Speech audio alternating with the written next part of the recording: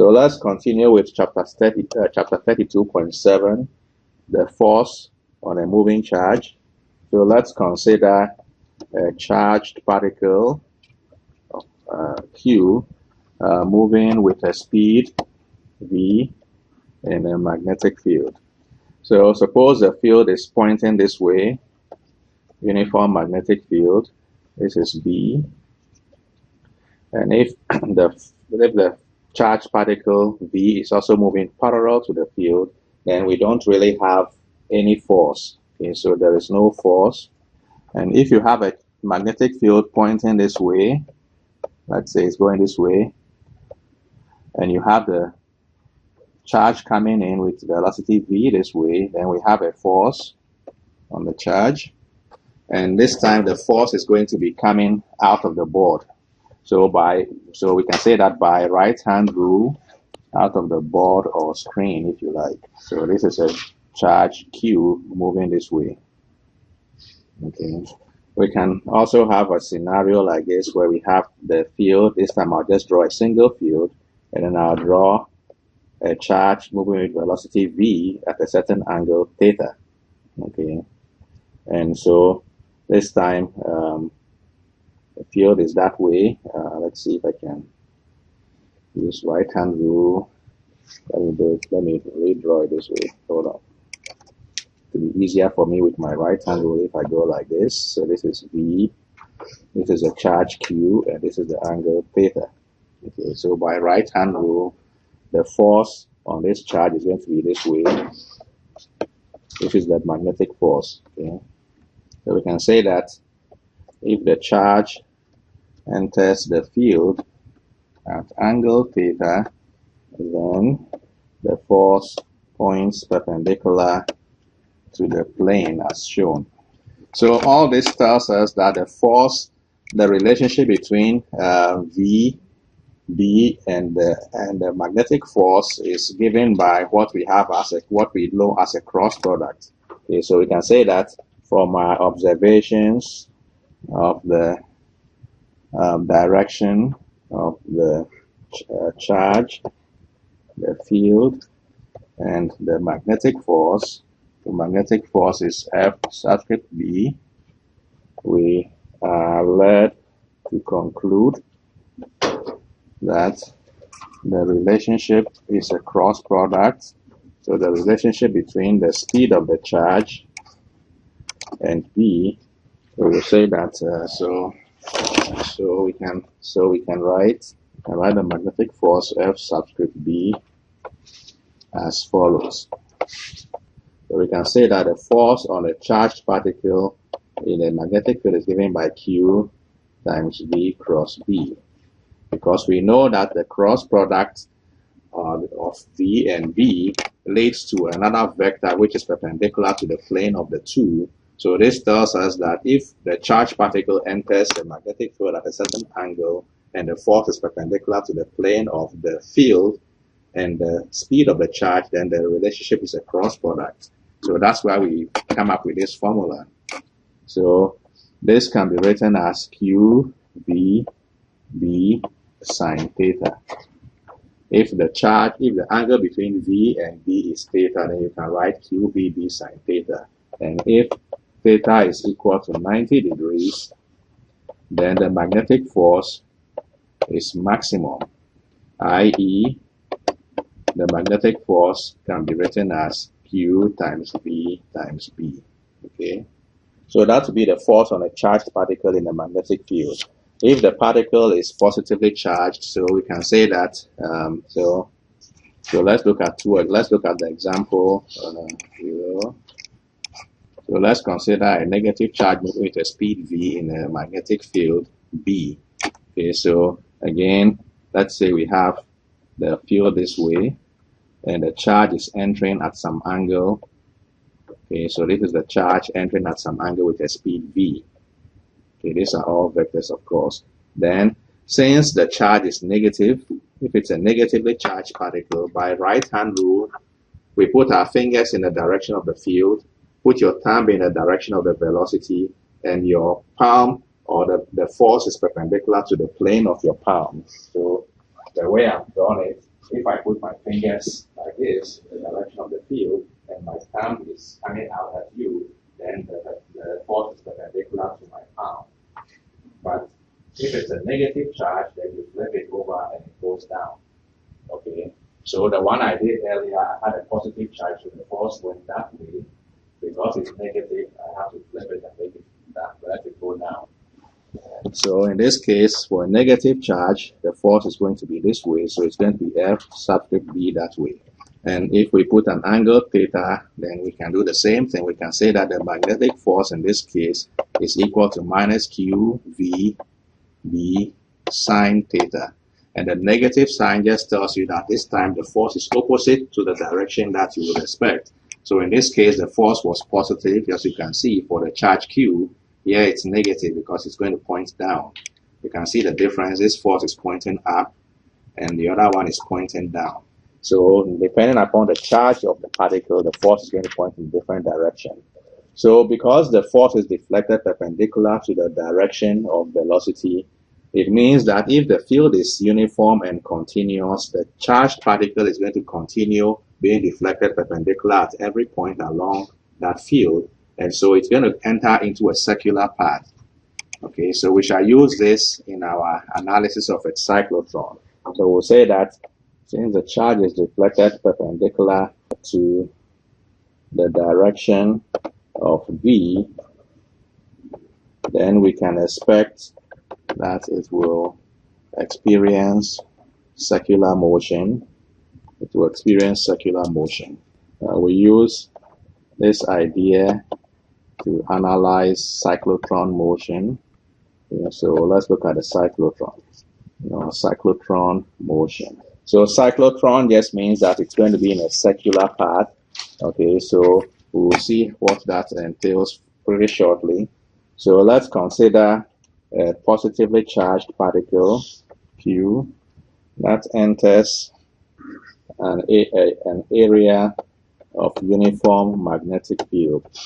The particle travels at speed v. So we can say in this case, let's say that we have the field going into the board this way. Let me draw one more line. So the field is going into the board. So the particle comes in, and so at this point, let's say it's traveling with a velocity v this way. Okay, so if the field is going in and it's traveling with velocity v that way, then it's going to be deflected upwards at this point. So this is F. And so at this point here, somewhere here, it will be deflected the same way. So suppose it's here, field in, velocity that way, it's going to be deflected slightly this way. And this will continue at different points. It's going to be deflected that way. So it's going in that way, so it's deflected this way. So you can see that the path of this particle is going to go like that. It's going to be a circular path. So the charge will experience circular motion in the field. So we can analyze this motion. So let's analyze the circular motion of the charge Q. Okay, so we know that by Newton's second law, the net force on the charged particle is equal to the mass times v squared over r, where m is the particle mass or charged particle mass, r is the orbital radius or orbit radius, and v is the speed of the charge. So the only external force on this charged particle when it enters that field is the force from the magnetic field. So the magnetic force on it is going to be equal to Q VB, and that should be equal to the net force Fn. Therefore, we can say that Q VB is equal to mv squared over r. So we can remove one of these v's with that v, and then we can write in terms of its orbit r to be equal to mv over qb. So by doing this, we can know the orbital radius of the charged particle. It's given by the mass times v over q times b. So that gives us the radius of the path. Since the motion is circular, we can also look at the period of the revolution. So we can say the period t is equal to 2 pi r over v, and t can be written as the 1 over the oscillation frequency. So we can say that the oscillation frequency of the charged particle is equal to v over 2 pi r. And let's replace the r in that formula with the r from above. So we can say oscillation frequency is equal to v over 2 pi, and then we shall replace r by mv, and then put qv on top, like that. We can cancel out the velocities, and we'll see that this is equal to qb over 2 pi m. So the oscillation frequency is equal to the charge times the field strength divided by 2 pi m. So that's what we have for that. So an application of this is the so-called mass spectrometer. So we can do an exercise on this. So we can say that an application of these formulas is in the velocity selector or mass spectrometer. So a mass spectrometer does the same sort of thing. You can separate charges according to their mass. Okay, let's try an exercise. So this is coming out of your textbook. So in this case, an electron is accelerated from rest through a potential difference of 500 volts, then injected into a uniform magnetic field. You can say that once in the field, it completes a half revolution. So the question is, what is the orbit? Or what is the radius of the orbit? That's what I should say. What is the radius of the orbit? So I'll show you a picture of what this looks like. So this is the charge. The charge starts somewhere here and is injected through a potential difference of 500 volts.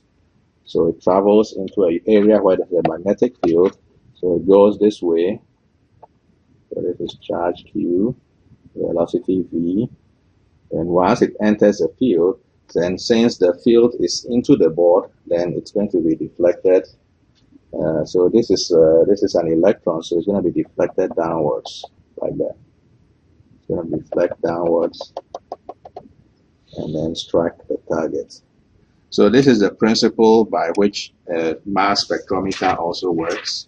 Charged particles enter, depending upon their charge to mass ratio, they're going to follow different circular paths. So if they have a heavier charge to mass ratio, then they're going to have let's see what the formula says, charge to mass, so with Q over M. So if the charge to mass ratio is high, then it means Q over M is equal to V over B times R. So R is going to be small if the charge to mass ratio is high. So it's going to be a tighter circle for larger charge to mass ratios. Okay, so we can say this is the principle of the mass spectrometer. Okay, so let's find the orbital radius. So the orbital radius is this radius here. So if you think of it as a circular path, then this is the radius R. I haven't drawn it exactly at the center, but let me see if I can redo it. So you can think of it as R this way, if that is the center. So this is an electron. So let me give you the mass of the electron. Mass of electron is 9.1 times 10 to negative 31. So let me get you started with some hints. So R is equal to mv over qb. Basically, we want to find the orbital radius R, which is equal to m times v over the charge, which is the electron, times the magnetic field strength. Okay, so E is electron charge. Okay, and V is velocity. B is the magnetic field. T is 2. Hold on a second. Hold on a second. Well, it's charge Q, but this time I'm saying the charge is an electron. So that's why I'm putting E there. Yeah. And then M is the mass of the electron. So in this case, M is the electron mass. So this is our main formula that we need to use, but we need to find V, the speed. Okay, we need to find V and we need to find B. So those are the two things that you need to find. So we are told that a charged particle is accelerated through a potential difference of 500 volts before entering the magnetic field. So we can use that idea to find the velocity of the charged particle. So you have a potential difference of 500 volts, so it's going to do some work on the charge. So you can use the work energy theorem to find the speed. The change in kinetic energy of the charge or of the electron is equal to the work done on it in the potential difference of 500 volts. Okay, so work energy theorem for the first part. Once you use that, you can find the velocity v. And then from that, you can find b from using the period of the revolution, which is 2 nanoseconds. So the half revolution is 2 nanoseconds, so the full revolution is 4. So use work energy theorem. So you will just say that half mv squared is equal to q delta v, because initial velocity is 0. So from that, you should be able to calculate the velocity. So v should be equal to 2q delta v over m, and you take the square root. So that will give you the speed of the charged particle. Q is the charge of the electron, which is the 1.6.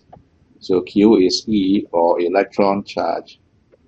The negative sign is not of consequence because it's not, the electron is not a vector, so the negative is just a sign. So you can omit that when you do the square root.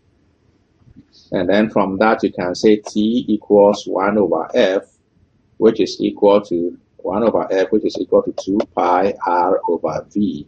Therefore, you can say R is equal to V over 2 pi F, something like that. So you can use that to find your orbit, your radius for the orbit. Don't forget that F is the oscillation frequency, so it has to make one complete revolution. So the period is given for a half cycle, so for a full cycle, T is 4. So you have to use T equals 4 in order to use F, or 1 over F. Okay, so that's your V, 1.3 times 10 to the 7 meters per second. So from there, we should be able to calculate the orbit, R. So your F should be equal to 1 over 4 times 10 to negative 9 seconds. It's 4 nanoseconds. So 1 over 4 times 10 to negative 9. So that gives you what? So it should be a quarter times, so 2.5 times 10 to the power 8 hertz should be your frequency.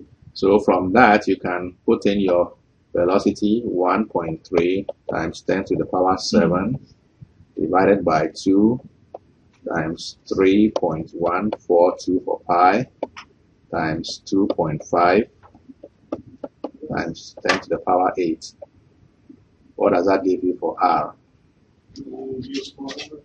Yeah, it's going to be very small. Yeah. Is it 8.5 times 10 to the negative 3? Sure, that's good. 8.5 times 10 to negative 3. Very tiny. I had 8.3. Okay. I rounded. I had maybe a decimal. That's good enough. 8.5 millimeters. That's basically the orbit. It's a very small orbit. So that's correct. 8.5 millimeters. Okay, let's look at another application, which is the Hall effect. So in the Hall effect, we have a charge that enters an area, let's say, of a conductor. So we have a conductor placed in a magnetic field. So we can say that when a charged particle, it can be deflected. So when a charge is moving in a conductor, it can be deflected if the conductor is in a magnetic field. So we can say a graduate student by the name Edwin Hall discovered this effect. Hence, we call it the Hall effect. So let me draw here. I'll draw the conductor in the magnetic field next. So let's consider a conducting sheet in a uniform magnetic field B. So we'll draw the conducting sheet this way. So it has a width W, and so the width is W, let's make it a little bit thick. So we say that it's not really a flat sheet. It's basically has a width W, and it has a thickness I. Okay, so the thickness is I. So this sheet is now placed in a magnetic field. The field is coming out of the board. So we have fields out of the board. So in this magnetic field, a charged particle will be a positive charge moving this way with a velocity v. So the magnetic field is out of the board. So we have the field out of the board. By right-hand rule, the force on the charged particle is going to be pointing this way. So this is magnetic force. So by this effect, then if we have a current going this way, then we can redraw it over here, and we'll show that since the charges are being deflected downwards, then in this magnetic field, what you're going to have is positive charges accumulating at the bottom and negative charges at the top. So you're going to have positive here, positive, positive, and negative charges at the top. Okay, so there's going to be a force on the charged particle pushing it downwards and another force upwards. So there are two forces, a force from the electric field and a force from the magnetic field pushing downwards. Okay, do you all see that? So in an equilibrium condition, forces from the electric field balance the forces from the magnetic field. So those are positive charges, okay? All right. So we can say that when the particle enters the B field or magnetic field, it is deflected downwards. This leads to accumulation of positive charges down and negative charges upwards, and this produces a potential difference, or this separation of charges produces a potential difference delta V between the top and bottom segments, or between the top and bottom portions of the sheet. The electric field produces a force F subscript E on the charges to balance the force F subscript B. So at equilibrium, the magnetic force is equal to the electric force. And let me include here delta V. This is the potential difference between the ends of the sheet. So there's a potential difference produced delta V. So the magnetic force is equal to the electric force. So we can say Q VB is equal to electric force, which is charge times electric field E.